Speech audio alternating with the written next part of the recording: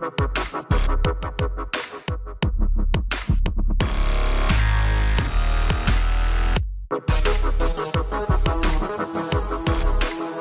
by the sound of violence.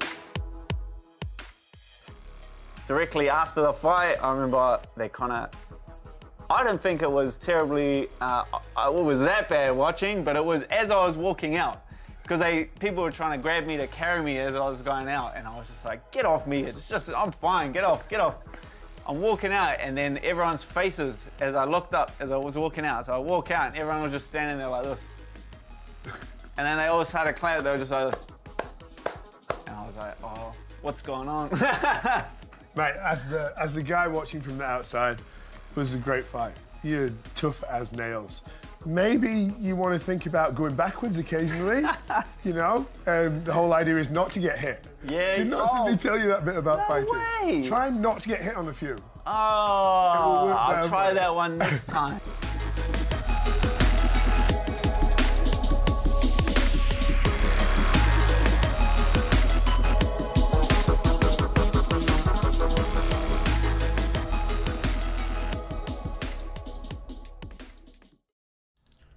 All right, and we are live. Yes, we are. What up, everybody? Welcome back to yet another Sound of Violence podcast. We are an MMA podcast to let you know the MMA podcast you should catch, skip, and can't miss each week, as well as we try and let you know some new shows to check out. We are on video again, finally. Yeah, so if you go to our YouTube channel, here, I'll do this on camera. You can see us actually drinking live on camera and all that, and should be fun. I'm excited to start doing these on YouTube because it'll be cool. I am drinking Swami's IPA. Shouts out to Swami's IPA. So that should be dope because I haven't had it in a while. Are you a fan of Swami's from Peachport? Big fan of Swami's. I am drinking Lagunitas Ale, something easy. That's right. And you're drinking it in the dope-ass Tuscan Raider mug. Yeah, one of these Star Wars Tiki mugs you got here. Yeah, pretty tight. Yeah. So I'm excited to kick this one off, man. Well, we will go ahead and... Here, let me not set that in the middle of everything. We're going to go ahead and kick it off into our regular format. But... full disclosure, since it's the first time streaming this on YouTube without just basically hitting go, I've got like a little bit of a setup going. So we'll see how this works out. No promises, but we'll see. And also, I think in the future, Chris and I are going to start doing like non-local streaming on it. Yeah, I have a webcam at home, so in the future we're going to do those live as well.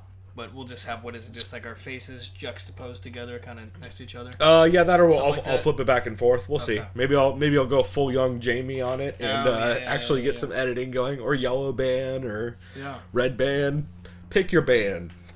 But we will go ahead and jump off into format. So, Chris, why don't you start us off with the MMA podcast you recommend people catch this week? So, the catch of the week for me is Heavy Hands. I'll just go ahead and start off the top. Me as well. Spoiler Heavy alert. Hands, for those who've never listened to them, it is Connor Rebush and Phil McKenzie. Yep. Connor Rebush, if I can't recall, is he kind of like an independent kind of... he writes for Bloody Elbow. It is Bloody Elbow, on right? occasion. Yeah. Yeah. And then Phil McKenzie is with also writes Bloody Elbow. Okay. I'm pretty sure. I think he might do articles somewhere else as well, but I know they're both... These guys are two of the sharpest minds, I'd say, for...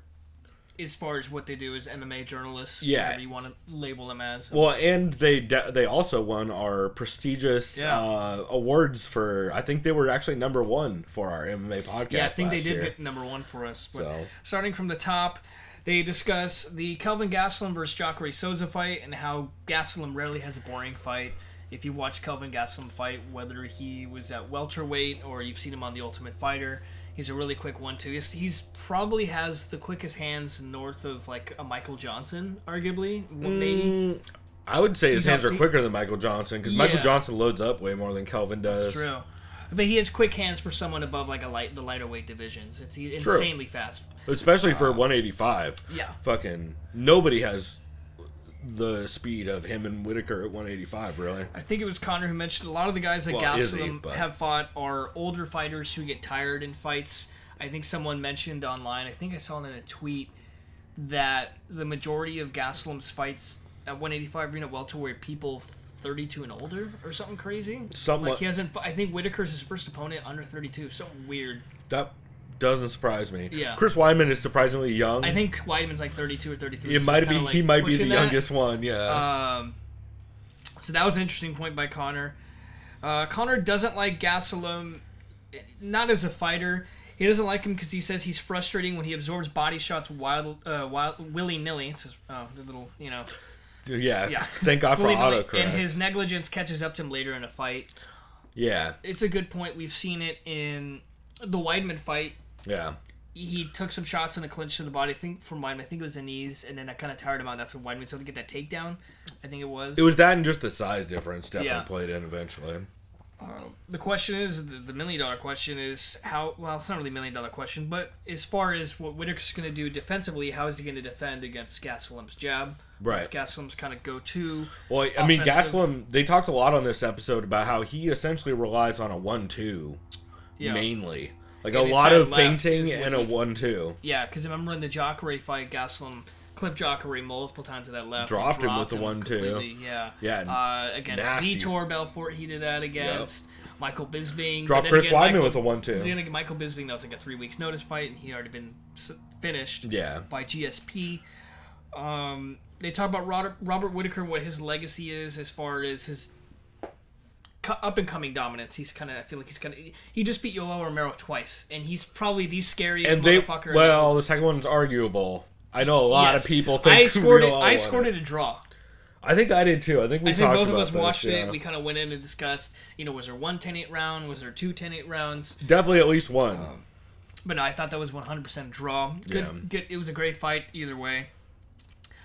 Connor was saying Whitaker is far closer to the likes of Jose Aldo compared to Gastelum in that I think they were saying in that it's a mismatch or something, or it's like what was he saying? I guess I should have put more into I know that. one interesting point that he did bring up, or that I don't remember. I think it was Connor that brought up the fact that the Weidman loss for Kelvin Gastelum was mainly due to the fact that he kept getting lined up for big evasive maneuvers with Chris's jab hand. Yeah. Where like he would just pump a jab and it eventually started setting it up. I think he made a similar point actually about a fight we'll get to in a minute, but I think he made a similar point about Anderson, in that Weidman set most of that up by just pumping a jab. But another interesting point that Phil brought up, he says he thinks Kelvin Gastelum might have a Johnny Hendricks type drop off because he's been in wars and his weight kind of keeps fluctuating up and down. The weigh-in is what, tomorrow, right? Because they fight on Sunday, Australian time. So it's got to be Saturday. Have been, I don't know if they're doing early weigh-ins. We should look that up actually when we do our breakdown. Because so we're recording this Friday. If you guys don't know, I keep looking at the hi. Yeah. The weigh-ins are on. I don't know if they've happened yet. We're recording this on Friday, so they may have. So we'll have to look into that. But Phil was talking about the jab to switch step right kick will work against Gastelum. Connor likes Whitaker by decision. They kind of just went ahead and said, "Hey, who do you like?" Because it's this card. I'll just say there's two fights. There's two fights with names worth tuning in. Well, there's another fight. I think a lot of them are going to be fun, but there's no names outside of the top two. Yeah. If you're someone who's, I'm not going to call you a casual fan. If you're a occasional fan or you tune in every other if you have other hobbies, don't spend the $65 on this. Or you could probably find it somewhere. Well, but you know what I mean. Or spend the $65 and get Sam Alvey paid. How about that? Let's get Sam Alvey some motherfucking. Actually, he probably doesn't get points on pay-per-views. Who am I kidding? I think he probably does. Sam Alvey? I don't think so. No. Yeah. Connor didn't hold back when he said, "All right, so I don't like this Anderson Silva Adesanya fight that much." He said, "At this point, I think Anderson Silva is a corpse embalmed with steroids and dick pills." Wow, I did not catch that, but that is actually, you guys are going to get to hear a clip of that on the break if you listen to the podcast version of this. Yeah. If you don't listen to the podcast version, you're going to get to hear the homie Sammy's track Zip Time for a bit. So Connor says it's been 2 years since Silva fought last, and that was February, I think it was like 10th of 2017. Nick Diaz, right? No, Derek Brunson. Right, I forget that fight happened. Unfortunately, I just watched that fight yesterday. How that must have been frustrating. Silva looked good. He still lost that fight, right? He lost that fight. His only round he looked like really good was the first round. Right. You can argue he won barely, and that's just because Brunson he still got bodied in a clinch by Brunson's uppercuts. Like, I'll just say this: Brunson has decent knockout power. Bobby Knuckles, but if I don't know, you're not going to be able to do that against someone like Adesanya. Yeah. We'll get to it. We'll get into it. His last win was a loss against Brunson, in Connor's opinion. Right. In my opinion. In everybody's opinion. Connor's a big critic against Silva. I mean, he's 43. I think he's going to be 44 Well, he's this a year. critic against Silva at this point in his career. At this point in his career, yeah, no, yeah. He obviously he kept talking about his legacy, his dominance. Yep. He had like, what was it, 9 or 10 title defenses, something ridiculous. I think he was 10. Yeah, he had the record for a very long time up until DJ broke it. Connor says it's hard to believe Silva could do anything against Adesanya that Adesanya won't expect at this point. Said maybe some secret techniques, like some drunken master shit. Oh, I'm all here for drunk. Yeah. Spoiler alert. I'm here for drunken master shit. I know it's shocking. They both think Silva's gonna get knocked out. They said easily.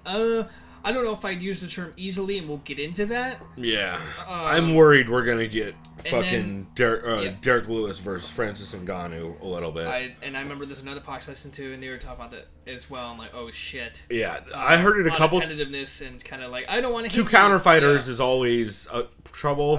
But the one thing that is hopeful is that Adesanya keeps saying the entire week that he thinks... or he's going to try and make a statement, which... Yeah.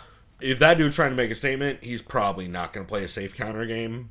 But if he at all gets clipped, I'm worried. Or I wonder if he's just going to play so defensively and just counter that he's going to try and go like, oh, Anderson Silva didn't even touch me kind of shit. Where it's like...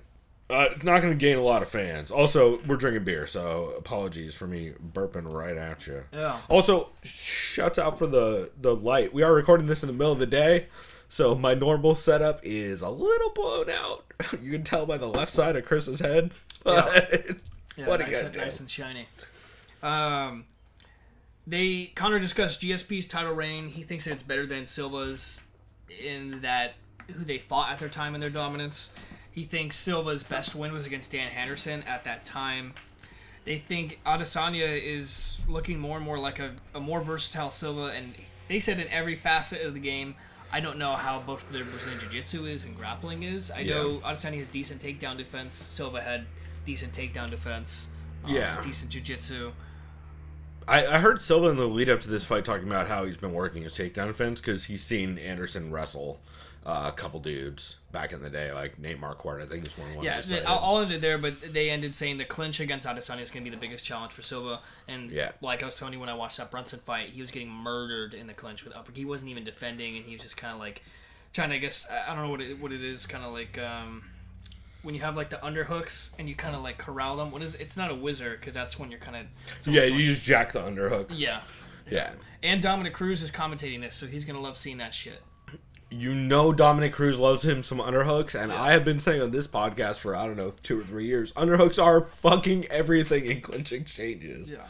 I don't know why. Like, the most frustrating shit of all time was the women's divisions back, like, 2 years ago, when everyone just tried to grab an over-under and do a head throw.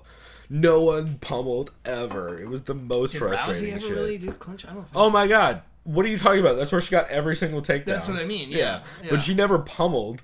Yeah. She would just grab a head and arm throw every single time. Yeah. Luckily, her judo was dope enough, and she got her back taken in her first UFC fight by Liz Carmouche doing that same shit. Oh, yeah. Also, shouts out to the San Diego homie Liz Carmouche, who trains out of Team Hurricane Awesome and the 10th Planet Oceanside location. The homie Adrian actually trains up there too. Yeah.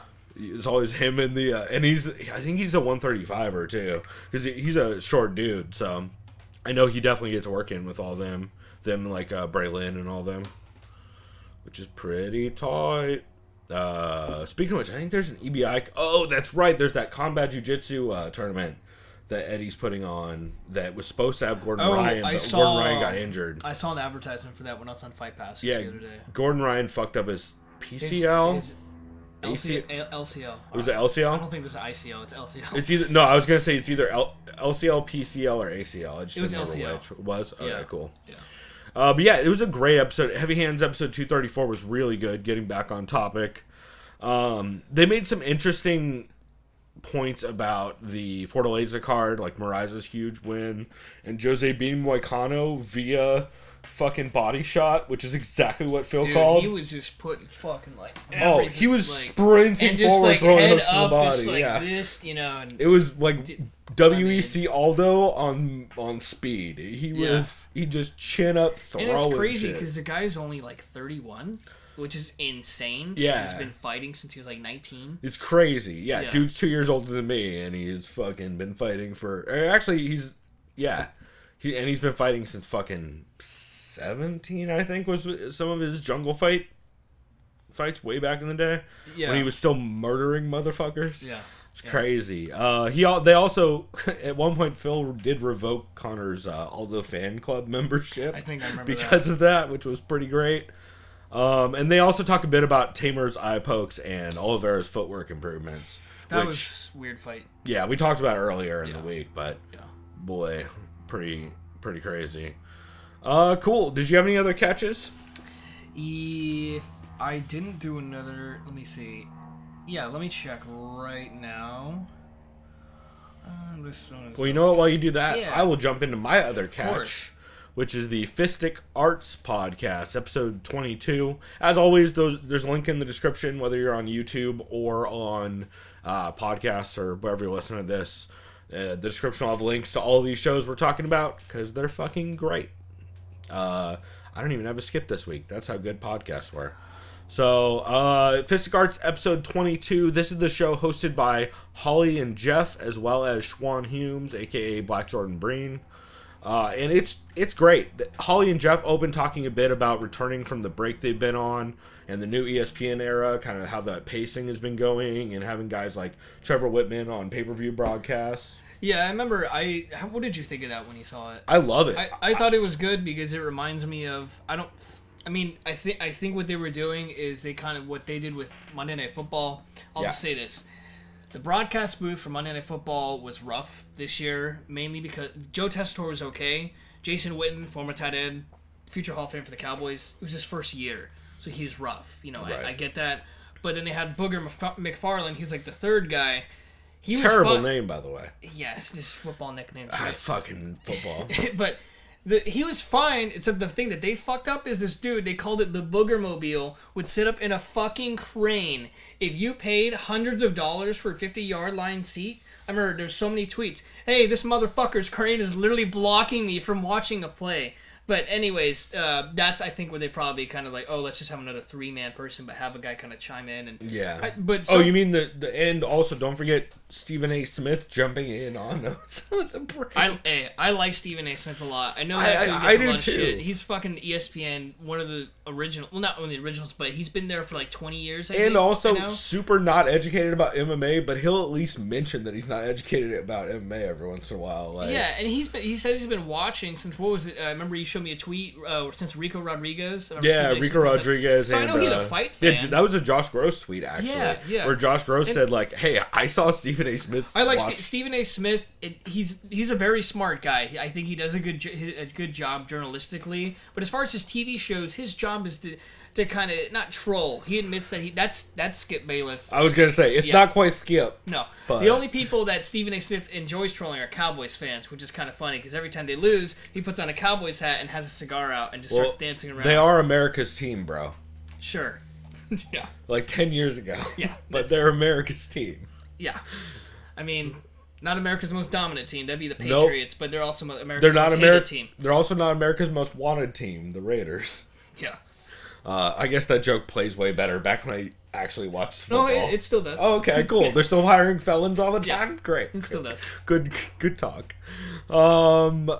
Anyway, way off topic. But, yeah, so they talk a bit about the broadcast. And then Jeff and Schwan, to get back on topic, talk about the main and co-main of UFC 234. Since, again, like we mentioned, those are the bigger fights that are going to happen. There are some fun other fights, but those are the two with big names that have, like, implications in their division, so...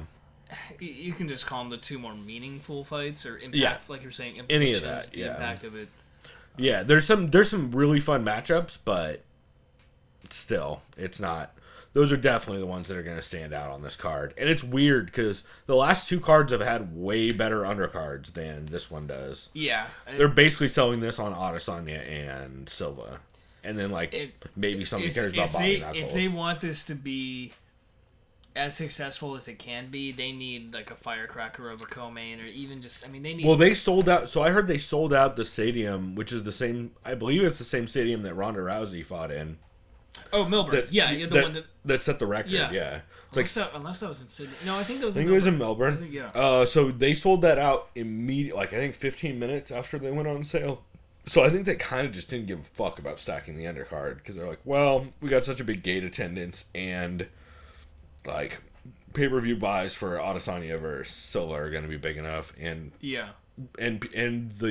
theoretically the Ultimate Fighter should sell some pay-per-views for Gastelum versus Whitaker, even though that felt like it was 8 years ago. And it was the least watched season ever. I don't know what to think of the Ultimate Fighter anymore. It was still a good season. Yeah, and I enjoy them. The fights are still good. Macy Chasson, I'm a huge fan of. I still plan on going back and, like I have before in the past, just kind of binge watching all the seasons. It's super okay, but it's yeah, still the Ultimate Fighter. I can't imagine what they're gonna do now with that show, or who they're gonna have. I mean, if it was my scenario, I'd have Woodley, once he probably beats Usman, in my opinion, prematurely. Just do Woodley Covington. Because it'd be fucking so stupid with Covington being... It'd be fun to the extent where Woodley would call out Covington, and you know goddamn well Ben Askren, they would definitely have him as a coach on that show. Oh, there's no way they wouldn't. Woodley would bring him in just for the fun. And Askren would just be fucking with Covington the whole time. Oh my god, he would murder Covington. Just like, all right, I'm in. For those who don't know Askren, he's basically been getting in Usman's head saying, "Hey Marty, Marty, can I sit next to Marty when they're at the press conference?" And Usman, Askren is also the best. You guys, if you longtime listeners would know, I was the biggest fan of his old podcast with Sean Wheelock and Joe Warren. That podcast was Sean nuts. Funky and the Baddest Man, Yeah. where Joe Warren would come on after going on Pride broadcasts and saying that Mirko's girlfriend looks a little young when he's there with his 10-year-old daughter and shit. And he would just talk shit on Cyborg, and he would say wild shit. Askren would call everybody idiots. I miss that show still to this day, but... we are way off topic. Anyway, back to Fistic Arts. They basically just broke down the main and co-main. They talk about how the only solution Kelvin really has in this is to ramp up his pace and volume, which seems like a bad plan against Whitaker. Well, especially, I can't recall the last time I saw Gastelum in a 5-round fight, because he usually kind of finished someone pretty early. He finished someone, or he I'm trying to just just got think dominated. Of his cardio. His cardio's gotten way better, but he also got hella out-sprinted on competition. I remember that, yeah. Where Whitaker was literally lapping him during the I remember competition. seeing that, yeah. And, Gastelum was dying and throwing up. So, to be fair, though, off-season, and it was like 100 Gastelum is not one of those dudes who shows up until game time, as Bisping and a bunch of people have said. Yeah. So, it'll be interesting for sure. I really liked this episode overall because they talked a lot about just the breakdowns and some of the points, especially that Schwan made about the reason why Silva was so successful back in the day. For example, was he used to show openings to his opponents to make them so he knew what they would go for, so then he knew what to counter with. Are you talking about Silva back then, or are you talking about... back in the day, that was his shit. Because I remember I saw a video. He would leave his right hand low or his left hand low, so that guys like Forrest Griffin are throwing giant overhand rights, and he knows exactly how to counter it. That reminds me of, I saw a video that Dana White posted. I think Joe Rogan posted. It's someone like a BJJ scout on YouTube where they analyze stuff. it was Adesanya's early kickboxing footage where he'd be like this. All right, bring the hand down to kind of show, jab feint, which makes the guy kind of pull his guard up and then throw the jab feint, but then make it into a left hook, and he just kept tricking. Yep. So that's why you get those comparisons of Adesanya's kind of like a younger looking Silva, and with his feints and his counters. Yeah, you hear that in John Jones all the time. Which, to be fair to Adesanya, he's like, yeah, those guys were huge fucking influences on me. I used to watch their shit all the time, and that's why I fight the way I do. But I also he also has very high level kickboxing and defense, and is. Dude's got there's levels to this shit, which I think might be a theme that comes up over and over again with the co-main and main. So I just really like the episode. I think Schwan Humes is one of the most underrated dudes. Him and Stephen the Warman Wright, I believe, are like the two most underrated. Or Stephen Warman, right? I should say. I don't think there's a the Warman. The Warman. Yeah, Warman Kickfighting Show is a great podcast too. I don't bring it up a lot because a lot of times it's all kickboxing or Muay Thai, but really good. But I think they're the two most underrated voices when it comes to strategy and breaking down like tendencies 100%. And that kind of stuff. So it's just a very good episode. And unfortunately, they did mention they're still going to be doing only pay-per-view episodes up until I think fall or so, and then they're going to try and ramp up their output. Okay. But either way, I'm excited to see it. And then at the end of that episode, Jeff and Holly did talk a bit about the clinch dominance of Anderson. Oh, actually, I think that was the end of the Schwan part. They're talking about how that win that Anderson had over Rich Franklin with the clinch, like literally changed how everyone was training. Where they're like, I can't be fucked up like that in front of my children. Yeah, that was bad. That is one of the scariest. It looked like Rich Franklin had never seen a plum clinch in his goddamn life. So. Pretty scary. But yeah, at the end of that, Jeff and Holly talk a bit about who could be breakout fighters for this year, which titles could change hands, and yeah, it's just a good episode and a great example of why that show's really solid. I'm excited to see more content from them, but unfortunately it looks like it's going to be all pay-per-views. So at least until now, or for now. Yeah, for I now. should say, yeah.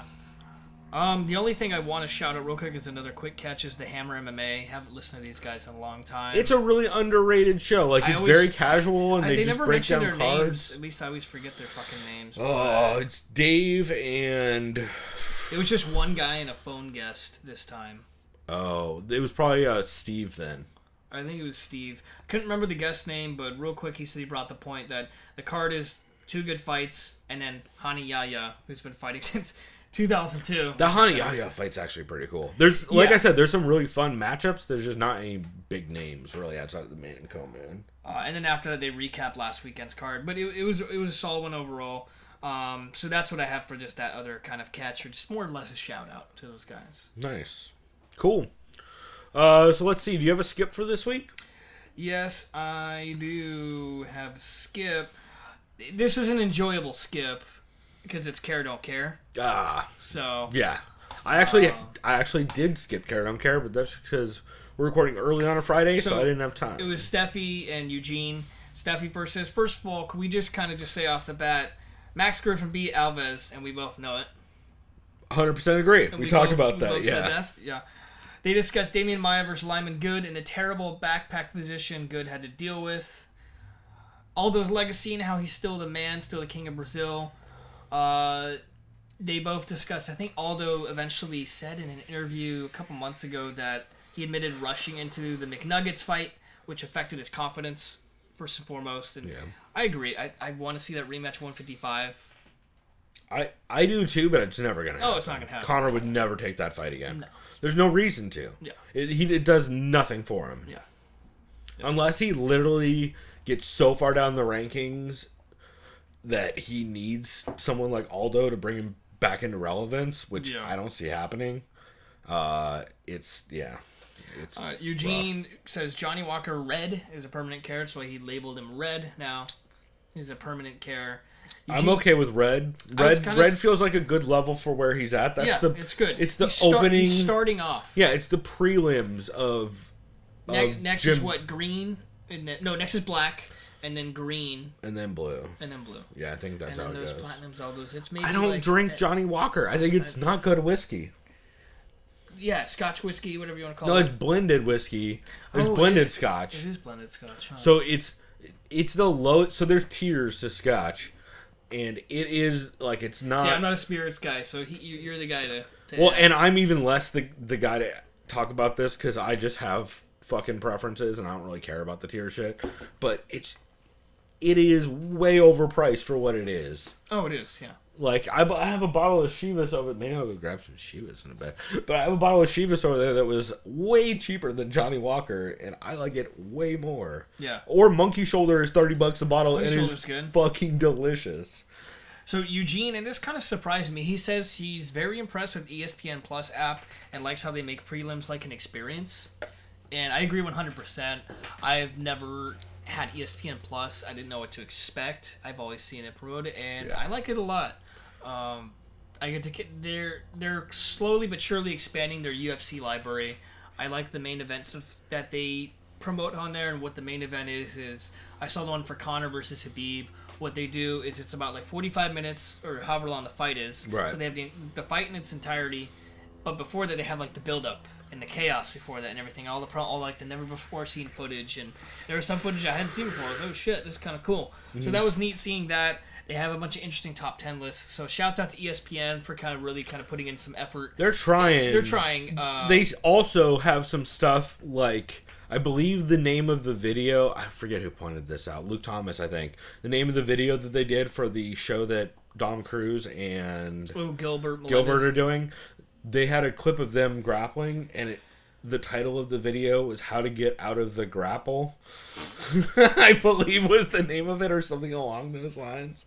Where you're like, Luke Thomas even said, like, whoever is naming these, oh boy, do they need some help. An intern. Yeah, 100%. Yeah. No, especially at ESPN, 100% it's an unpaid intern. Yeah. Or like a paid intern. Yeah. In that, or someone like, from Disney, they're like, hey, we don't need you anymore, so go down to ESPN. Oh, 100%. It's somebody at a 1099 who just does video editing and got stuck with that job. And they're literally like this. They have their headphones in. They probably have their Jewel or whatever, and they're just like this. What do I call it?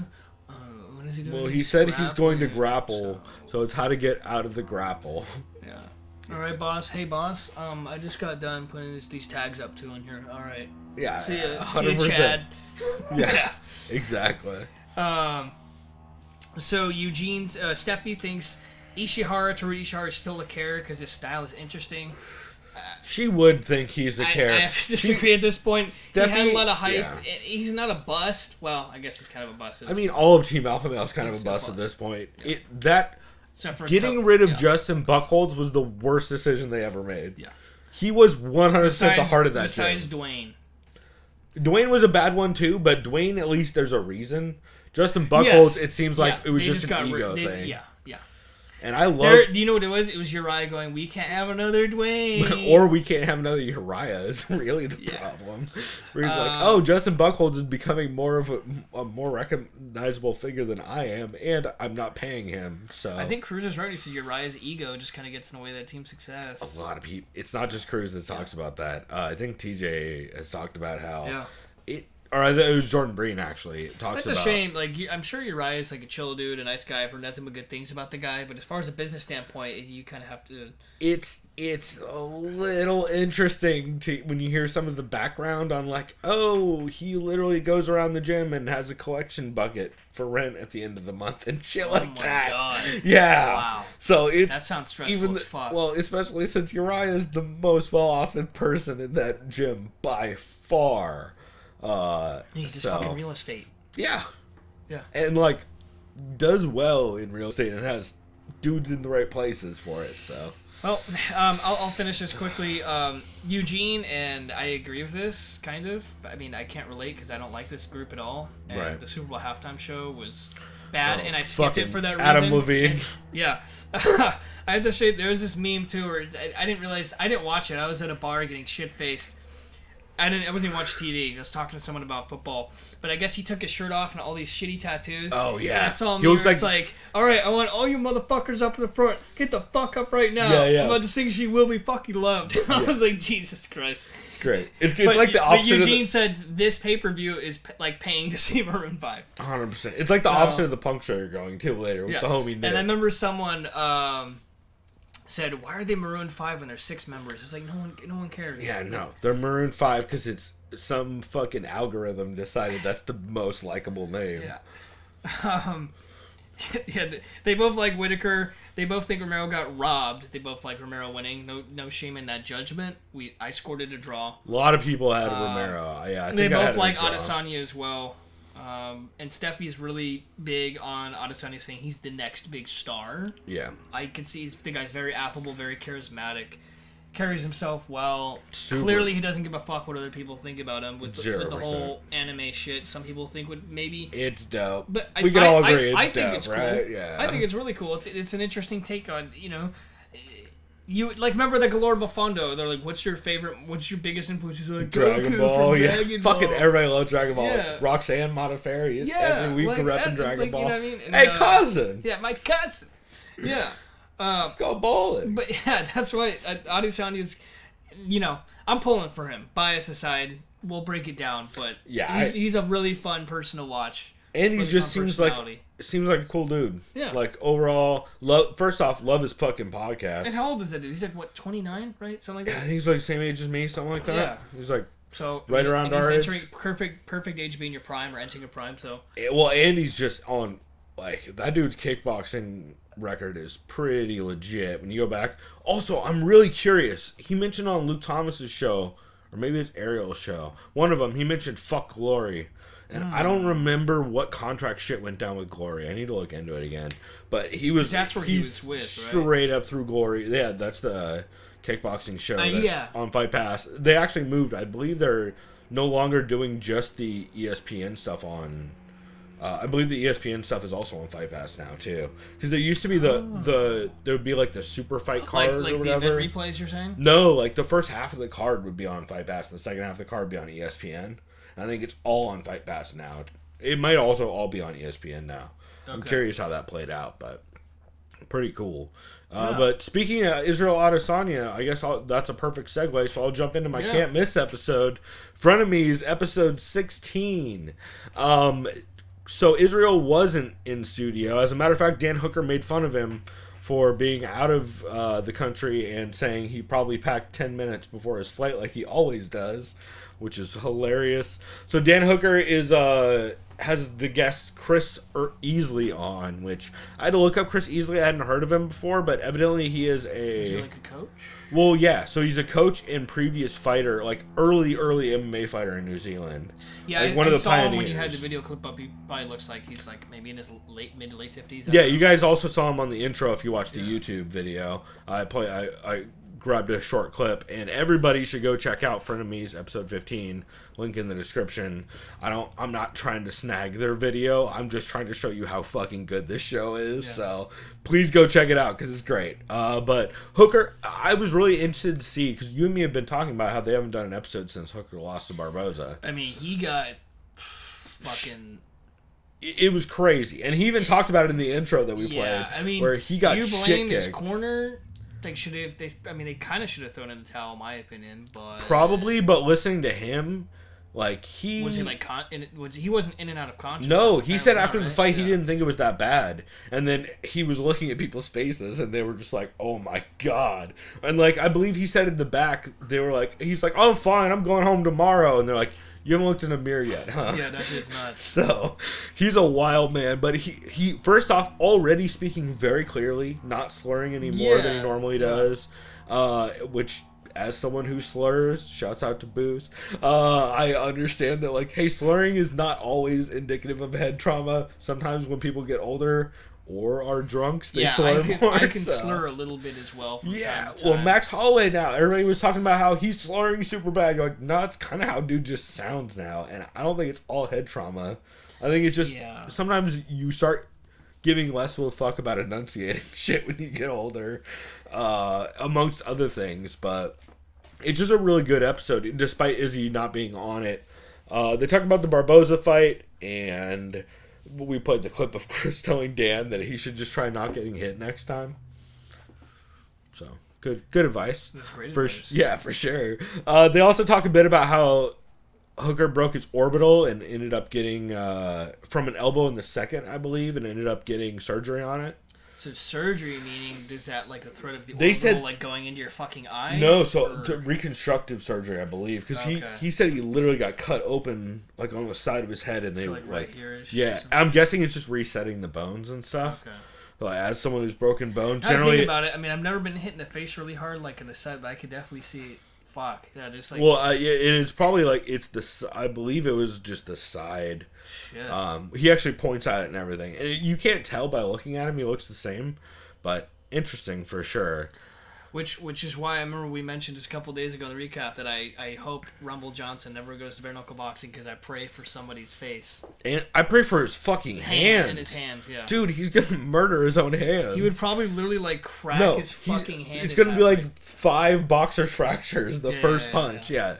It's just gonna be a I would just giant rip overhand to the rip top of the shots head. to the body, like put all that energy. He's not gonna do that. He's gonna throw one big overhand right, Yeah. and it's gonna be the end of the fight. And his Oh, whole because I shit. forget you can't throw forearms or elbows. It's just fists, right? Yeah. It's like boxing. Yeah. So his whole fucking shit is gonna look like a balloon within like fucking 10 minutes of that fight.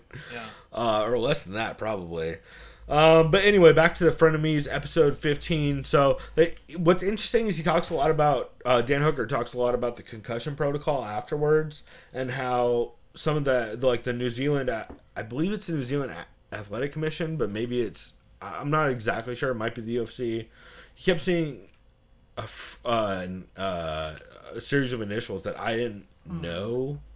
So I'm not sure exactly what he's referencing, Is it and like, I didn't write it down. Is it like a combination of continents, like the Oceania? I don't know. Shit? No, I don't even know. It's either the local athletic commission or it's like some UFC segment or something. But essentially, they ran through a whole bunch of tests, like figuring out how bad is the concussion, how is he recovering from the concussion, the therapy for all that stuff. So it's just interesting hearing him talk about it. Then after that, they talked about how wild the card from last weekend was in Fortaleza. They talked Asuncao losing to Moraes, and they also discussed the Cejudo beating TJ back at that fight, since they've been off for a while. Which so kind of, I mean, I don't want to say it reinforces my point from the article I wrote, but like, it's a fucking mess. Also, if you guys have not checked out that article, go check out that article. Soundofviolence.com. we click on the articles section. It's just like soundofviolence.com/articles. By the way, I changed the URL like tag or slug. Because before it was like new blog, but just from when I had a class in school, I was like, you got to change the slugs because every time you post like a regular new thing, it's gonna fucking just redirect them. Like, this is like the articles. This is why you get somebody going to journalism school on the podcast. But then again, I probably have to take a refresher course though too. Well, luckily we got plenty of time to figure it out. Yeah. Since I'm still butchering, I'm gonna fix the website. The website's garbage right now. I need to change templates and we need to reformat. So. Yeah, both of us could sit down and we can both go through it. Yeah, we're gonna figure it out. But yeah, definitely go check out that article. It's actually I really enjoyed it, and I think people will dig it. So it was fun writing it. I mean, it's more fun writing opinion pieces because I tried my best. I mean, it wasn't AP style in the sense because it's opinion you can use first person. But that's what makes it kind of more readable. 100%. I wasn't reporting any news. It's a lot like what people feel. Yeah. Like I feel reading that, I was like, oh yeah, these are all solid points that I agree I came with. in from the aspect of we're a podcast who talks about other MMA podcasts. People want to hear our opinions, so I figure maybe we could report news at some point, but we're not that right now. We're kind of more. And even if we are, any news we find out, somebody else is already reporting. And we'll just retweet. We'll kind of aggregate that if anything. So we're not trying to be fucking BJPenn.com 10 years ago. We're basically unfiltered, else. but we still kind of have. Yeah, we're unfiltered minus the jiu-jitsu, the jiu-jitsu chops. And the stand-up comedian. Yeah, 100%. So we're like unlistenable, unfiltered is really what it comes down to. I'm not gonna give you a movie minute. Yeah, exactly. Fucking Matt's movie minute. Yeah, no, we're not gonna go talk about Aquaman. I looked over because there's an Aquaman. Oh boy. Popcorn tin over there. We could talk about Space Jam. Well, let's talk about how Aquaman one time groped that like 12-year-old on camera, and it's real awkward. Like the actor? Oh yeah, it's real uncomfortable. Wow. Yeah, that's really bad. That dude's a piece of shit for sure. Okay. No, you know how he's raping Hollywood, on. Yeah. No, well, you know how he's raping on Game of Thrones. Turns out, true to character. Oh man. Anyway, I'm gonna keep on moving on. Nobody's gonna like that opinion. So back to episode 15 of Frenemies. 16, sorry. There's actually 3 city kickboxing fighters on this card. It's Israel, Kai Kara France, and then I don't remember who the third Shane one Young, was. right? I think so, something like Shane that. Young, yeah. And it was funny because I remember Israel had a picture of him and Kai Kara France and Kai Kara France's older brother. Right. But his older brother looks really similar to Shane Young. Yeah. Like, they look like that's his brother too. Like it's almost uncanny. I was like, what the fuck is going on? Yeah. So it was cool to get Dan Hooker's opinions on those guys, having worked with them a bunch. Especially Kai Kara France, who he's super high on. Dude, that dude, I remember watching him in that Tough, the Mighty Mouse season. Yep. That dude is gonna be something, and it sucks that they're shutting down that fucking division. Well, he has a little bit of that Volkanovski vibe, where you're like, Volkanovski, he hits fucking hard for he hits flyweight. hard, and he's just a tough out for anybody. Yeah. So it's gonna be interesting to see how that dude advances, and I think he still does pretty well at 35 too. I think he's like 5'6". I think he's still. He's like not tiny for 35. He's like a even. bigger flyweight. Yeah. So I think he'd be fine. I think, honestly, I think it's just gonna give him more cardio if he moves up, which I think could be really fun for the 35 division. So yeah, just a great episode overall. Even not having, and Chris Easley was actually very interesting and funny and like charismatic on it. I really enjoyed it. So even not having Izzy on there, still thought it was a great episode. So definitely check that out. Oh yeah. Cool. So do you have a can't miss for this week? Yes, I do. My can't. While you do that, I am gonna grab a beer. So You can go grab ahead. me one as well. Sure. Oh shit! I'm kicking over shit. That would be fantastic. So my can't miss is the MMA if I could talk, the MMA Vivisection. Really good. Really good. That one, if you don't remember or have never heard of it, is also with Connor Rebush, who's from Heavy Hands, but it's with Zane Simon, who's also with Bloody Elbow, if I recall correctly. Yep. Zane starts off saying, "This card is also known as UFC. This ain't it, Chief." 100%. For all you meme lords out there. That's right. Shout out to the meme lords. Yeah. Your meme enthusiasts, people who just like sending memes, I guess. Yeah. If that's a thing, you know? The memeaholics. Yeah, and it's kind of funny when you go on Instagram and you see these motherfucking pages where it's like they make a lot of money just reposting shit other people have made. It's like, it's almost like I could have done that. But Yep. I have more integrity. Yeah, shouts out to fucking...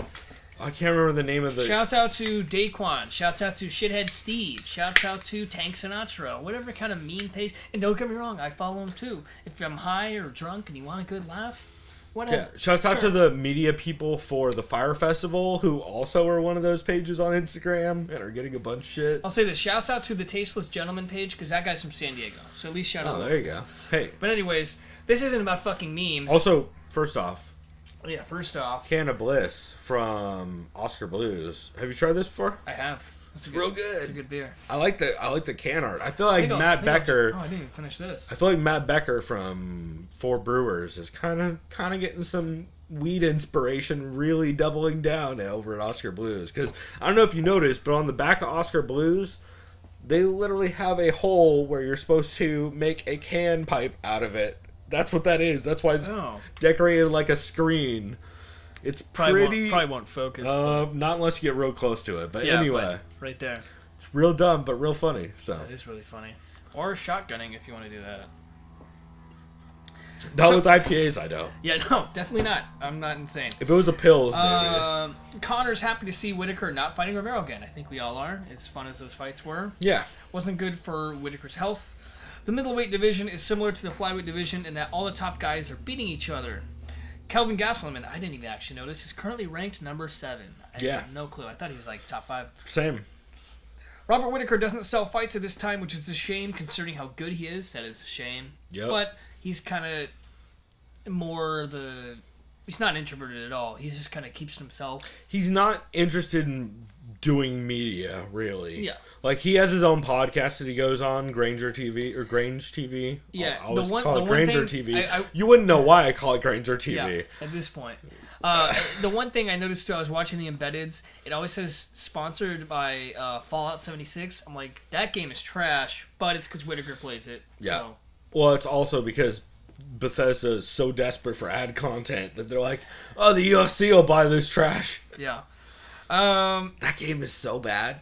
It's so broken. I saw like the red flags. I did like too. Fallout. At the I fucking like press Fallout. conference when they're Because like, I was like, dude, co-op, that sounds sick. And then I looked at the gameplay. I'm like, that looks like Fallout. 10 seconds in, I was like, oh, this is gonna be the goddamn Metal Gear Survive of the Fallout series. That's the first thing I thought of, and it 100% is that. I never saw that game. I saw my brother It's play. so I'm like, dumb. Bro, this looks bad. It's so bad. This looks bad. How do you feel about poking zombies through a fence with a pole? I'd rather go play Dead Rising. Yeah. Or fucking... Or that new game that's coming out. That might be good. The Days Gone. There's the crafting one. No, Days Gone's going to be It's not gonna terrible, be bad. too. Actually, it might be bad. Huh? I'm guessing it's going to be terrible because when was the last time you heard something about it? Like, just within the month. But before that? Like nothing. Like a year and a half? Yeah, no, you're right, yeah. Yeah, that's not a good sign. That means they're burying the shit out of that thing because it's going to be the bad version of Left 4 Dead. Shit. Well, sorry Anyway, for the video. yeah, not a video game podcast. Whitaker's a huge video game guy. Hell yeah, he is. Him and Ronda Rousey are both playing WoW on the regs. Oh, that's right. I always forget about that. I think Misha Tate or someone does that too. Definitely not Misha. Not her. A lot of those people do. I don't think Misha's ever used a computer. I know. There's that group of guys. It's Stipe, Chris Weidman, and John Vellante. They all play like PUBG and shit, and then they play. Big You already Call of know Duty they're playing. fans. You already know they're playing Apex Legends. Oh, dude, 100%. Yeah. I heard somebody talking about that recently, actually. I Pulver. remember. Jens Pulver. Was it? Was all on that. Yeah. That checks out, because that dude loves first-person shooters and WoW, actually, so yeah. So anyways, Connor is expecting Whitaker to win. I think Zane said too. Many reasons why Gastelum isn't... so he lists out, here are many reasons why Kelvin Gastelum is an easier opponent than Yoel Romero. He's more predictable. He has less footwork and sheer variety of weapons to throw. Yep. All he mostly has as his bread and butter are the 1-2 and a left hand. Gastelum's wrestling and ground game are not as good as Romero's, especially at this weight class. Yeah. Robert Whitaker won't have an issue stuffing takedowns. If he can stuff Romero's takedowns, what the fuck do you think he's going to do to Kelvin Gastelum's? That's the thing, is like, I think people sleep on how good his fucking wrestling is. He won gold at the Australian Commonwealth Games. Well, which is basically in like, the right? Isn't I believe he got it in the lead up like to the Commonwealth. Right? It was qualifiers, okay. yeah, because the UFC prevented him from actually competing in the Commonwealth Games, which is bullshit. Yeah. Although he is pretty injury prone, so I'm guessing that's why. But still, like, I don't know why you would take away prestige from one of your champions that just helps you sell in that country. Yeah. Like, if he won gold in the wrestling, which I believe he probably would have in the Commonwealth Games, like, that's a big fucking deal, and it probably means you sell at least 2 more pay-per-views for Australia. Yeah, it's just more recognition in his name. Any sort of wrestling fans, wrestler enthusiasts. Right. Although I wonder if actually, you know what? Maybe Australia's not on a pay-per-view model. They're probably not. I think mostly it's just U.S. and Canada that's on pay-per-view model. I think you're right. So that North America, and that obviously includes Mexico too, right? Or does Mexico always include? I think Mexico's always on ESPN Deportes. I think they have their own pay-per-view model. Oh no! No, you're right. They're on cable Pass. because I remember someone was telling me for the boxing matches because if you know for the boxing because we still like boxing. I'll watch the. Okay, we were wronged by that Tyson Fury. Well, whatever. It was good. It was a great fight. I like boxing by watching it. What I should do nowadays is turn it off once it's over. I just turn off. Don't care about this. Yeah, stop listening to Max Kellerman or whoever afterwards. Turn it off. But anyways, Mexico is the largest country. I think the biggest boxing enthusiast. I think they're up there for sure. I think they're number 1. And I think I read that they don't have to buy pay-per-views. I think it's just cable for them. That's the way it is in most countries. Like, the UK always complains, but also, you can't sell a pay-per-view to people who have to stay up till 1 a.m. to watch pay-per-view. Like, unless you're in the US and you like Ryzen, and in that case, you 100% do. But yeah, or you're in Europe, or you're in the Netherlands, where ironically you have so many good kickboxers, and they don't care because they're already asleep. Dude, that was the thing. Nobody gave a shit about the UFC when you were out there, right? Yeah, I was like, Boss Rutten ring a bell? And one guy was like, yeah, he's cool. And he's like, that's it. Yeah. Like, him and Alistair. And you're like, all right, sure. Like, God damn it. Henry Hoops? But you bring up Henry Hoops or Ramon Decker, and they're like, all of a sudden, oh, yeah, no, that's dope. Like, do you know a police officer named Jermaine Durandamy? No, I'm just kidding. No one knows Jermaine Durandamy. Whitaker has an amazing chin and solid cardio. Gastelum locks up Okay. So they said the major thing to look out for and the major knock on Gastelum in the clinch is that he locks up his body when he's in a clinch like this, and he's kind of really shows stiff. up a little bit, yeah. And they said that's what lost him the Chris Weidman fight, because after he got taken down, he's getting kneed really hard, and then like Weidman just kind of tripped him, and then that was like all she wrote. Yep. Weidman got him by what, Darce, or was it guillotine? I think it was a Darce. I don't remember. We'll get to it later, but. And that might not be a fair comparison because Weidman's a lot bigger. I don't know if he's a lot bigger than Whitaker. True. He might be. Also, quick shout-outs to Kyle Madaffer, who's in the chat, or was at one point. He says, pack it and I'll believe you. I'm guessing that means weed. So keep going. I'll make that happen. Shouts to Kyle Madaffer. Anyway, cool. Keep moving. Oh, he's talking about the can. No, yeah. Sure. Okay, after I finish this beer, I'll smoke weed out of that can for Kyle. Whitaker doesn't have. So they said Whitaker's great at throwing feints and falling with a committed shot. He doesn't have to have a slugfest with anyone not named Romero. I mean, come on, we know this at this point. Romero's a fucking beast. He's a science experiment at this point. Zayn is a huge Anderson Silva fan, but thinks this fight sucks.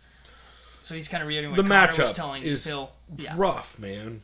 They said go ahead and watch Silva versus Brunson and then Adesanya versus Brunson, and we'll tell you why this matchup sucks. I did that.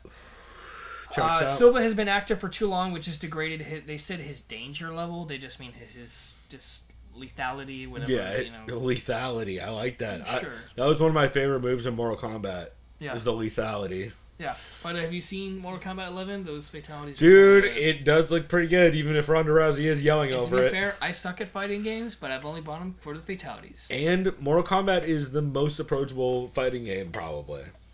Yeah. No, I agree. And the story modes are dope on those things. Pretty tight. Everyone's like, fuck you, dude. Just keep talking about the podcast. Oh, shit. Silva in his prime is probably better than what we've seen of Adesanya so far, but Adesanya is just getting started. It's true.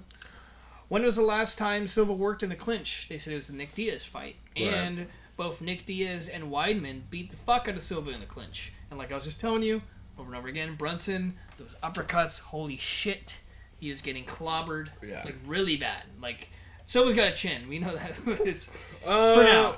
Yeah. At least in that fight. It depends. Like, he's got a chin unless you basically Chris Weidman him, where you throw out too much, and so he's throwing too many like giant sways, and that's how he got clipped by Chris. Also, how I think he's going to get clipped by Adesanya. Spoiler alert. I think he's going to sway right into either a head kick or a big shot. So too. And then lastly, Connor says, I don't see any area of this fight where Anderson Silva has an advantage. I don't want to say that's an unfair assessment. It might be a little bit.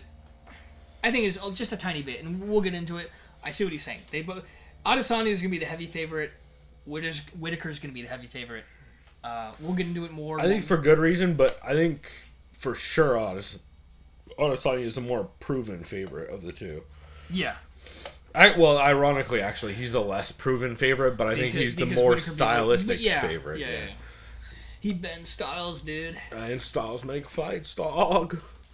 Cool, man. Well, that was the Can't Miss episodes that we had. Did you listen to any new shows this week?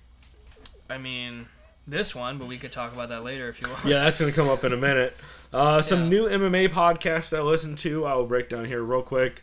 The Interview, which is a show done by Jason Cruz, a.k.a. Dilettante, who is the dude on Show Money podcast, also a lawyer. That's the one that John Nash does too, right? Yeah. He's a lawyer in, I want to say Washington, just like Seattle, maybe something like that. Yeah, him and Alexi both. Okay. Both also with Bloody Elbow. Yeah. But it's a really cool show. So this is an independent show he does called The Interview. I hadn't heard of it before, but evidently he's done episodes prior. And this one had Leslie Smith and Lucas Middlebrook as the guests. So Leslie came on mostly to talk about being released and kind of what she's been up to. Also, she recorded this episode from San Diego. Cool. She's like, I came... So it was like really shitty weather, so I came down to San Diego to avoid the shitty weather, and it's been raining all week. Yeah. And then she went to Oregon. I believe tomorrow she's in Oregon. I think it's supposed to start raining here tomorrow. I hope not. I'm so fucking tired of the rain. It's raining Saturday and Sunday all fucking day. And if you're not tired of that, Chris, it's raining Wednesday, Thursday, and then Saturday, Sunday again. So it's be raining the next week and a half. That's awesome because my drive home gets doubled. Even it should be a 20-minute drive. It's like 50. It's like an hour with traffic. It's like 2 hours with traffic and rain. So I'm real excited about that. Like, the state needs it. I get it. Sure, but I'd rather watch everything light on fire. The polar vortex. Yeah. We're talking about global warming. What about that polar dog. global icing? Yeah, dog. Global icing. It's when we ice the entire globe with fucking Smirnoff, bro. Yeah. No, they'll never see it coming. Oh, god damn it. Anyway, we just made I felt like I was in a frat house right there. Yeah, it's the world's worst Super Bowl commercial. Jesus Christ. So they talk a bit about Leslie's appeal being denied by the National Labor Relations Board since it went to the same people who made the decision in the first place. It's really interesting. They talk about how Region 4 actually ruled in Leslie's favor. Oh, wow. And then the Division of Advice, the National Labor Relations Board, and DC intervened and then basically took over the adjudication of it and then said Leslie... I believe Lucas Middlebrook said that it was unheard of that kind of shit happens, where there's already a ruling in a regional division, but then DC and the National Labor Relations Board actually takes over after that ruling has been made. So it's really weird, but it's cool to hear all the backstory on that stuff. Yeah, it's good to kind of be informed about... Well, it's just interesting, because, they clearly fucked her. It's pretty clear that they fucked her. And, both of the two... There's two out of the two lawyers on that podcast were like, that's weird and also shady as fuck, so... Yeah, that's a shame. Yeah. But they also did talk a bit about Project Spearhead and an update on that. They're still collecting signatures. Fighters, go sign your Project Spearhead card. Is that really the only kind of union that's kind of moving forward? They're not even a union. They're just a rally to create a union. Yeah. So, even if it does pass that they get enough signatures and they can lobby for being a union, it wouldn't, automatically be Project Spearhead because they would get to vote on who they want as their union rep. So, it's interesting hearing all that stuff. They also talked about how Leslie's going to be speaking at University of Oregon tomorrow on Saturday about unions protecting athletes along with Lucas Middlebrook, which is pretty cool.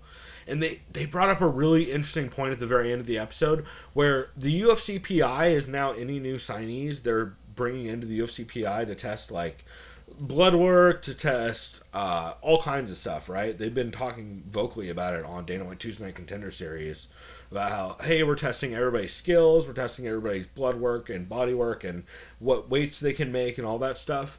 One thing that is interesting is they pointed out, hey, that all could affect your contract negotiations pretty clearly, and they're probably signing over HIPAA agreements or HIPAA waivers saying, that's true. You can give this information to whoever, so it could easily be some 23andMe shit where they sell that information to whoever the fuck they want. Yeah. And I haven't heard anybody bring that up. I think it's a very fascinating point. Yeah. Oh, shit. So fighters are most likely getting fucked by the PI more than helped by the PI, which is kind of interesting. And it'll be interesting to see how that plays out 5-10 years from now. So let's just hope some of these fighters, when they sign the dotted line, kind of read between those lines, especially when they're submitting their work at the PI, or before they acknowledge that they're going to disclose that information, right? I'm guessing they're signing. Someone's just got to go through it with the fine-tooth comb. I'm guessing nobody is doing that. I'm guessing the T's fighters and dot the lowercase J's, as you might call it. Yeah, I'm pretty sure fighters will just sign whatever the fuck, based on every contract negotiation I've ever heard. No one's ever come back and be like, oh, well, there's this weird clause that you wrote in where you own everything. Let me guess, GSP's like, there needs to be a dinosaur, alien, and women clause. Yeah. 100%. There needs to be a don't bury me in the desert in a refrigerator Nick Diaz clause in my... Yeah.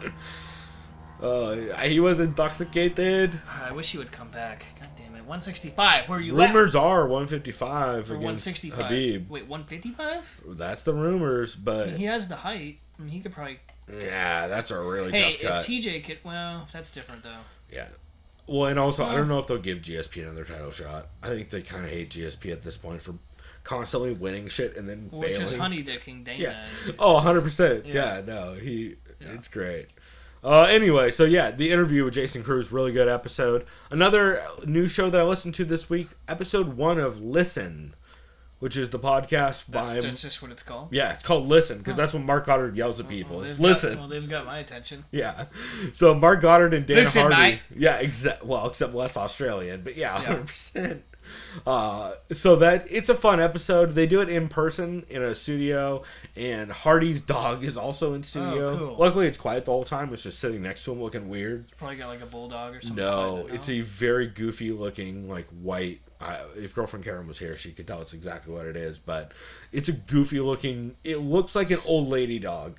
It's like some sort of terrier, like Yorkshire Terrier. Like It's something weird like that. It's not. Like a Super puppy, but like a Shih Tzu. No, it's not a Shih Tzu, but it's closer to probably like a terrier or something like that. But it was very well behaved, so shouts out to that. But it looks like they're using Rode mics, like the mobile Rode microphone setup, RODE, not ROAD, the company Rode, which is what Rogan uses on planes and stuff like that. Yeah. But it sounds great, and they talked a lot about just reffing in general. Mark Goddard being the ref for TJ versus Cejudo, according to a lot of people on Twitter, even though it super was not him. Dude, wasn't it Mergliata? No, it was Herzog. No, it was Mergliata. No. Wasn't it? No, I don't think it was Jason Herzog either. It was... Who the fuck was it then? Shit. Did I write it down? I did not write it down. Anyway, it's basically... Oh, it was some new guy. No, that's what Dana said. That it's a very well respected referee. The thing is he just parts his hair the same as Mark Goddard. Oh, yeah. So even though he's 5'8" and Mark Goddard's 6'2", the mini Cody Garbrandt. No, the older Cody. I can't remember his name. I keep wanting Steve Peterson. What the fuck his name is? Keith Peterson. Keith Peterson. Yeah. No, I keep trying to remember his name. It wasn't Keith Peterson yet. I can't remember off the top of my head. Anyway, it's interesting hearing him talk about that in the Cejudo versus TJ stoppage. And they also talked about the kind of the process for refs behind certain stoppages. It's just an interesting podcast. I'm excited to see how it grows because I think over time it's going to be really interesting to get consistent takes from Mark Goddard about stoppages and kind of referees' roles and that kind of stuff. It's much needed, especially now that Big John doesn't have a podcast anymore. So I'm excited about it. And then for well-rounded shows, we'll get to it real quick. Zane Lamprey has a new Drink TV Twitch channel, which he's doing a drinking show out of the Lono Tiki Bar in LA every Wednesday. Which, by the way, they don't shut down the Lono Tiki Bar when they do that show. Does that mean it's like if I went to that bar, I would you see could those guys? You could just go hang out with them after, yeah. He said they're literally just surprised he didn't have any assholes going like, yeah. Oh, well, they have enough producers and stuff to like catch people before they walk up to the table or anything. But yeah, they're literally just hanging out in the bar. So it should be interesting to see how that goes. And I might end up going up there for one of them. And then the podcast Road Agents, which we tweeted about this week and got some love from Chad Dundas and Ben Folks. And I wrote some notes, unless you want to just talk about. I mean, I don't. We don't have to cover it too much in depth, but but so they have a new podcast that's all about Deadwood. Yeah, and it's so goddamn good. Deadwood was an HBO show that ran from 2004 to 2006. It's also basically Red Dead Redemption. So, it's if you like westerns. So I was writing down, and I'm still a huge movie and film buff. Don't get me wrong. I love westerns, whether it's the Fistful of Dollars trilogy with Clint Eastwood. Oh, yeah. You know, all the spaghetti shit. Spaghetti western, by the way, means it's a western filmed in Italy. Yep. I know a lot of people say, oh, it's a No, that's what that means. No, it's because of what's-his-face. Ennio Morricone. He was an amazing, fantastic... He finally won an Oscar, by the way. Oh, it only took fucking 500 years? Yeah. I think he won for Django Unchained, actually. Jesus, that is... Yeah. Which is a little ironic. Yeah. Anyways. Well, he was a brown person back in the days when he was actually making them. He was fake white. Yeah. Yeah, like me. But Fistful of Dollars, True Grit, the original and the remake. The Coen brothers, of course. They could fucking remake anything. Yep. You know, Unforgiven with Clint Eastwood, and my personal favorite western, Tombstone. Of course. Tombstone's great. Shouts to Burt Kreischer, who gets excited about it every time he drives to Doug Stanhope's house from the airport. But anyways... Yeah, Deadwood's great. It's with Timothy Olyphant. You might know him from Justified, a fantastic modern western based in Kentucky. Plays a U.S. Marshal. One of my favorite shows of all time. Also a drunk in that, isn't he? Not really. He's kind of more. He's very similar to his character Seth Bullock in Deadwood. Okay. But kind of more like jovial and charismatic. Right. Less aggro. You would love that because you have Amazon Prime, right? Yeah. Dude, watch Justified. Like, I've heard great things about it. I've just never gotten around to it. Real good Similar show. to Deadwood. Never watched Deadwood. So yeah, Deadwood basically it's also with Ian McShane. I know he was a theater actor in England. He's been in a bunch of shit in the '90s. He plays this guy named Al Swearingen, who's I'd call him because I've seen the first season and part of the second season. Watched it a long time ago. Just reactivated HBO now, so I'm gonna have to rewatch that now. I'm like hyped on that. But he basically plays a hard ass kind of bar/brothel owner named Al Swearingen. It's the first episode's based in Montana or like Helena County. I can't remember what they called it. It was like Lewis and Clark County or something like that in 1876. Which shouts out to Missoula, the home of Chad and Ben. Which they were doubly makes this. And then legit. later part of the season, it goes to Deadwood, which is I believe in South Dakota, one of the something Dakotas. like that. Yeah. But there's a lot of famous faces you'll see. Ton, Nick Offerman, if you're a fan of the Park and Recs, if you're a fan of Parks and Recs, who played Ron Swanson, he plays. I can't remember what his character is, but he's in there. I don't know, but his dick shows up in that episode, if I remember right. Yeah, it's HBO. If you watch Breaking Bad, Skyler, she's in it. That actress Anna Gunn. If you want to see the pedophile from Ferris Bueller's Day Off, he's in it. Unfortunately, the actor who is a pedophile in real life and is a massive piece of shit, that redheaded piece of shit, he's in the show. There's a lot of things. It's just such a good show. Brad Dourif, who voices Chucky from those movies, he plays a doctor.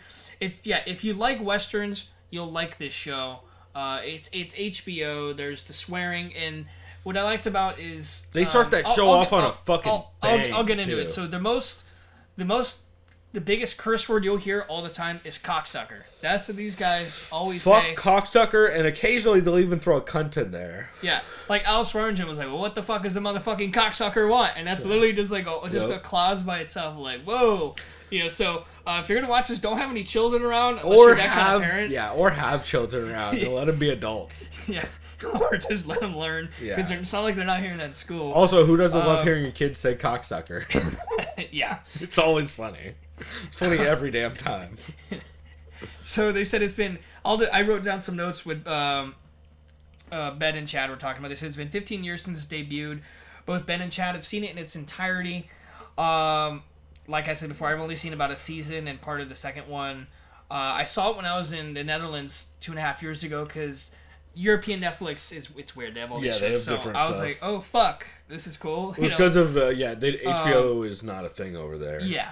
Not the same I wrote down any fans of the video game masterpiece that is Red Dead Redemption 1 and 2, mostly 2 because it's mostly influenced for 2. Mostly 2, but still there's some. We'll some love this show. You on absolutely love the show. I mentioned Fistful of Dollars, True Grit, Unforgiven, and Tombstone. Yeah, there's straight up scenes that look exactly like Valentine, where you're like, holy shit, this is just the bar from Valentine. Just the mud, like the mud and like the location and stuff. You walk into the bar and you're like, this is literally the same exact layout as Valentine Bar. It's fucking weird. Yeah. I should tweet at Rockstar saying, hey, just started rewatching Deadwood and thank you. That's all I should just say. And I'm like, all right. The Driscoll character and the O'Driscolls. Al Swearingen is basically Dutch. Yep. There's essentially... Seth Bullock They name drop Pinkertons and road agents in both of them. So, David Milch, he was the showrunner. He's brilliant and he's a writer. They talked about he's brilliant and how Seth Bullock, that's the character that actor Timothy Olyphant plays. He approaches doing things by the book because in the town of Deadwood, there's no law. It's a lawless town. He's a former lawman, the hotshot from Montana, where the first episode takes place, and he's notorious. They know him when he gets to Deadwood.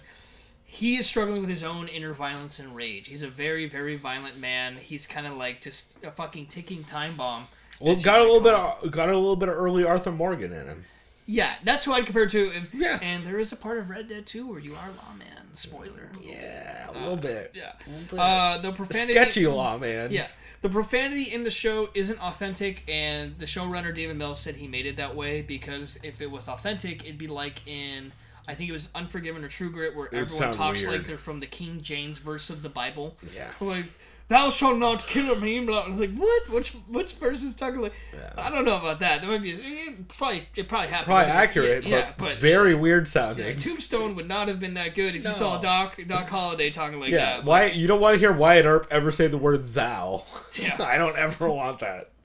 Yeah, like just like one of my favorite scenes from Tombstone is where he's just like this, he's like you're scared, he's like, damn right you're scared. I could see it in your eyes, shit like that. Just you just stand there and bleed. Yeah, exactly. Skin that smoke wagon. Oh God, I forgot. Oh, Matt Serra butchered that. I know, and so did I. It's all I can think about now is the Matt Serra version. But yeah, overall, it's a great fucking show. Yeah, that's all I'm gonna say. They discussed, they kind of went to spoilerly territory the first 2 episodes, but yeah. It's an absolute fantastic show. Yeah, I'm so excited for the next episode. I've been catching up on True Detective, the new season, but I definitely need to get back into Deadwood. 100%. I watched the first. I was telling my brother who loves westerns, he's never seen Deadwood. I'm like, bro, this is gonna blow your fucking mind. No, it starts off on such a fucking strong note with hanging that dude. Spoiler alert! Right outside of the jail. That, by the way, looks like the exact same police station in fucking Valentine again. Yeah. It looks like a shot-for-shot recreation of the front of that. There's a lot of parts that look like roads when you go to the south too. Yeah, exactly. It's fucking ridiculous. So I am very high on that show. And shouts out. Super if excited. You have seen the first 3 seasons and you haven't been typing about or thinking about Deadwood, they're making a movie, which is basically one massive season 4, but they said it's set 10 years later. Yeah, I'm super excited. Which will be nuts, because Timothy Olyphant now is rocking the gray dad look, the grandpa look. 100%. They've all aged, and I know Ian McShane, he's probably looking pretty... He's actually looking pretty good for his age, considering he was already kind of like in his 50s in that show, but they'll all look fine. I can't remember, because I never saw season 3, who's dead or not or anything like that. I have no idea. But it'll be interesting for sure. But I know the main characters, though, that you've seen just in the first episode are all coming back, so... That just goes to show that I guess that they all live at the end. So who knows? Sweet. Well, I'm excited for it, man. Is there any MMA podcasts you wanted to do as an also Rand, or you think you covered them all? I think I got them mostly all. I've got a couple. I'll just shout out here very briefly. MMA Junkie Radio episode 2851 was really good. Fernanda Proches calls in, which is fucking fantastic. I believe this is the Fernanda Proches one. I don't see notes about Fernanda Proches, but I'm pretty positive. If it's not, whatever the Fernanda Proches episode is, that's the one you should... No, it is, because she's on the same episode as Colby Covington. But, yeah, Fernanda is one of my favorite guests of all time. She talks about the Brazil card since she was in attendance there. So it's really good.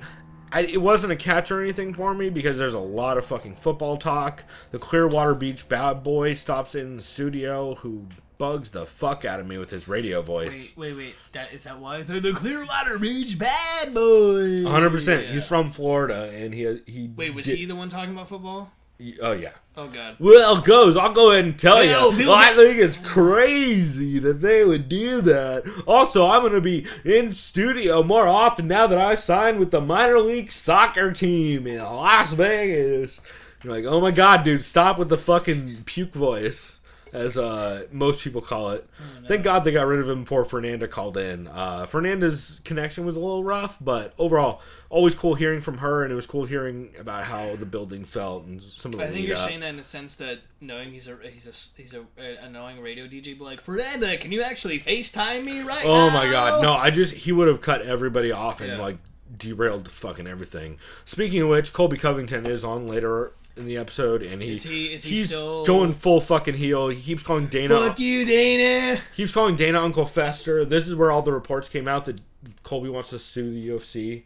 Like, how's that even gonna work? It doesn't work. It's not how that works. You can't just be like, oh, well, you said you were gonna give me something. You didn't give me something, so I'm gonna sue you. This is what's gonna happen. Willie's gonna knock Usman the fuck out.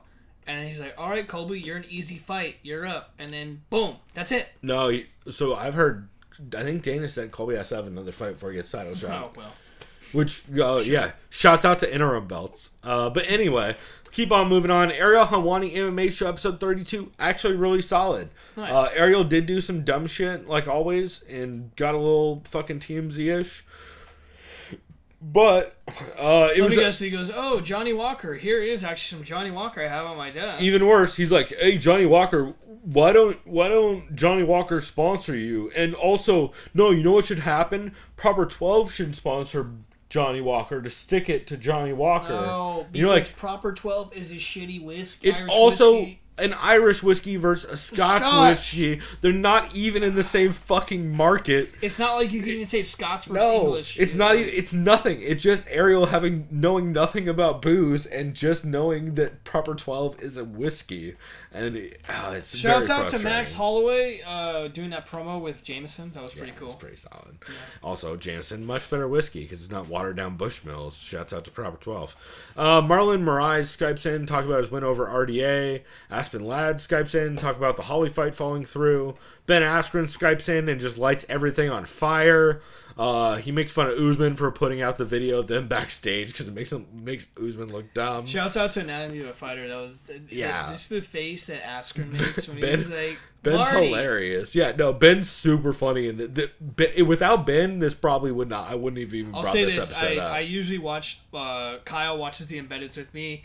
Because Kyle's not a casual fan. Like I let him know which fighters are which and that kind of thing. Also, he had never heard of Ben Askren, so I'm like, dude, you got to watch this. And he's like, I like this guy. Yeah, no, Ben's the best. And also, shouts out to the countdown where Israel's walking around with the fucking, like one of those fucking. Like a bulletproof vest or something like that? No, it was like one of those weird tourist pouches. Well, because someone's like, is he wearing like a sports bra? But he was carrying his fucking cat in it, and it's goddamn adorable. Really? Yeah. He has like one of those like fucking neck pouch things where it's like a kangaroo pouch? It's weird. It's my girlfriend kept calling it a baby Bjorn. It looks like a baby Bjorn, but he's carrying his cat around in it, and it's fucking adorable. It's funny. His cat's also super cute. Islam Makhachev at one point Skypes in to talk about the rumored Trinaldo fight and how he wants to fight with Kevin Lee. Artem Skypes in saying the most fucking misty shit of all time. Oh, Artem, the GOAT? Yeah, Artem says he only loses fights because of takedowns, which is why he's going to dominate boxing in K1. Okay. Yeah. That's. He's also been calling out Amir Khan. We're like, sure, let Artem get murdered. And then Ali called in for what Mike Russell, I think we retweeted. Did he talk about how he like almost died twice? Oh, he 100% did. That's where this all came from. And he also is wearing... Can I guess that Robert Brighton poisoned him? him? I think we talked about this earlier in the week, but he also was wearing sunglasses inside. And he called Tony Ferguson a fake sunglass wearing motherfucker. And said he was boring. He said he was getting angry about how nobody's supporting Razak Al Hassan and how he's the only one supporting Razak Al Hassan. I don't know if you remember Razak Al Hassan. He was the guy signed by the UFC who then just recently came up on rape charges. That's right. Yeah. And Ali's like, I'm the only one supporting this dude. You're like, what are you doing? No. It's the most frustrating interview. Also, Mike Russell tweeted out earlier. You know what? I don't know about that. Yeah, I don't know about that either. Mike Russell did tweet out the Ali drinking game, which we're gonna end up playing on like an off week or something. I know we mentioned this, but I'm gonna edit in a bell sound every time he hits one of the drinking game points, and I would do it today, but I don't want to get that trashed because it's like 30 drinks in 20 minutes or more than that. Dude, so like 3-4 beers. Shit beer, like fucking. Even then, it's gonna be like 3-4 beers in 20 minutes. So that's worse than a power hour. Fuck. So, yeah. Overall, it's a pretty solid episode, but definitely some frustrating parts. I think Whitaker also called in at one point. Phone Booth Fighting episode 224 was solid with Tim Elliott and Gina Mazzani in studio. Richard does say he's going to have another MMA fight this summer, so hopefully he's not fighting a 6'8", 30-year-old again and getting knocked out in 13 seconds. Just have him fight Louis J. Gomez. Yeah. Oh my God, I would love that fight. Yes. Okay. We're gonna get on Twitter right after this and make this happen. Fights gone by. 116 was solid. If I Did It, Connor cheating booking was solid. And yeah. Oh yeah, that was good. Those are the main ones I wanted to shout out. So we were gonna go ahead and wrap here. I am going to play. I think just Sammy, our buddy Mustachio, Sammy Welsh. We're going to play a clip of his song, which we use for our intro, while we go do shit, and then we're going to restart the stream and give our picks for UFC 234. Hell yeah.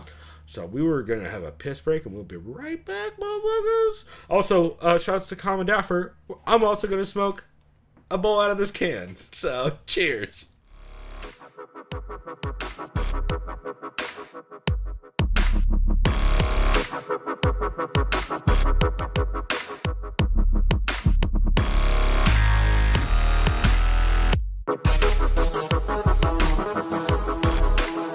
Liked by the sound of violence.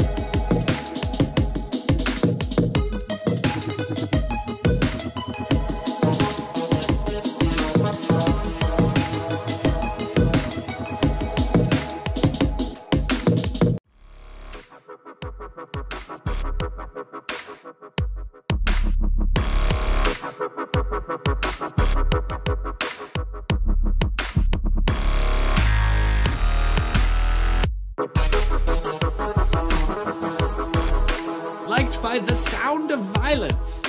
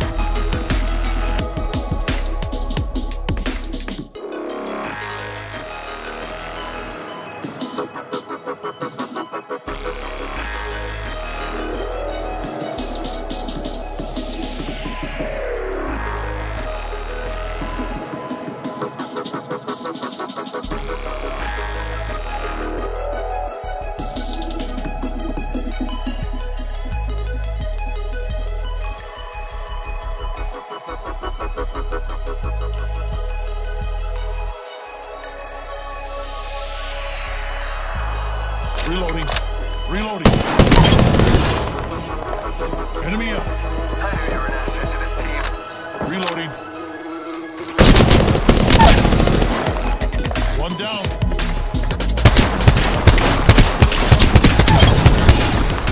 Reloading. Enemy out. Good job. Rings close. 1 more minute.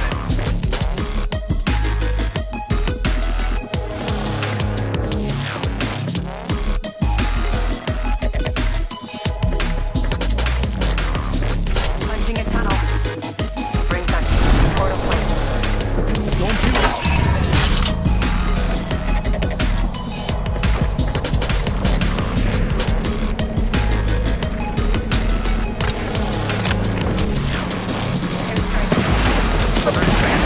Rings close.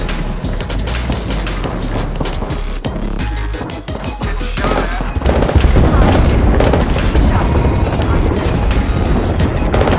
Fire. Up down. Took out the whole squad. All right. Nice work. Only 2 other squads left. I got you, brother. Need to recharge. Yep, you are wonderful. Thank you.